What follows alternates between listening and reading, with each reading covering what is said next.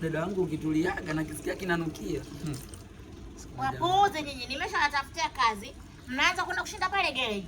Dada yangu gereji mpeleke nani sasa? Gereji sasa kushinda gereji hapa. Handsome boy mimi gereji kweli. Dada, unajua ile product yangu ya nini ya cameraman nataka niendeleze. Somo nilosomea. Nipo vizuri dada yangu kweli. Mimi na gereji wapi na wapi? Mimi kwenda kushika machuma ma prize yale. Tuone hapa sija kaja Istanbul. Dada, rafiki kwenye afdali hatujasali. Haya tusali. Sasa nishashika tonge. Baba kibariki chakula hichi. Mwambia shortcut ya. Nimechelewa. Hapo ndo umeenda.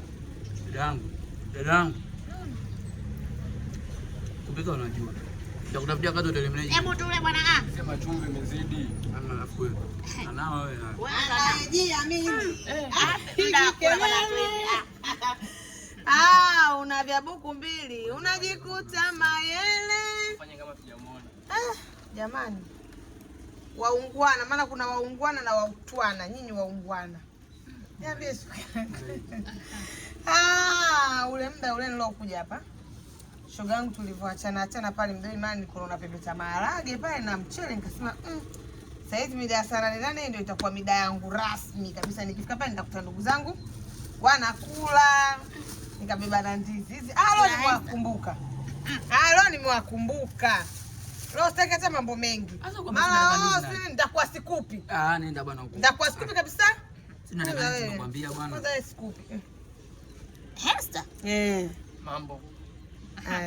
Mambo ya nini na wewe? Sina nilime. Bafu una hivi wadogo zako unafundisha adabu gani?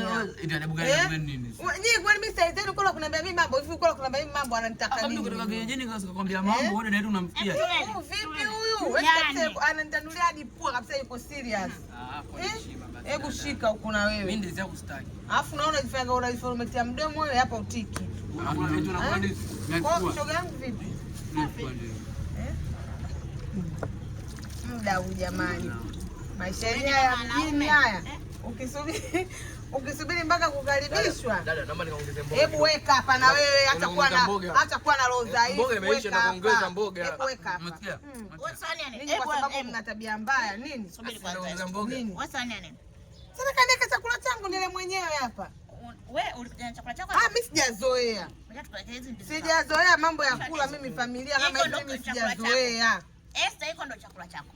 Hiyo ndo nakula. Ndio ulikuja na sahani yako ili tukupe iko chakula ndo chakula chako. Tushia na maji. Sisi kama familia unaona tunakula pamoja hapa. Eti wewe umekuja na sahani yako, utoe ule hapa. Esther, mbona baba hivi wewe? Wamefua ingia vipi kwani kula pamoja lazima?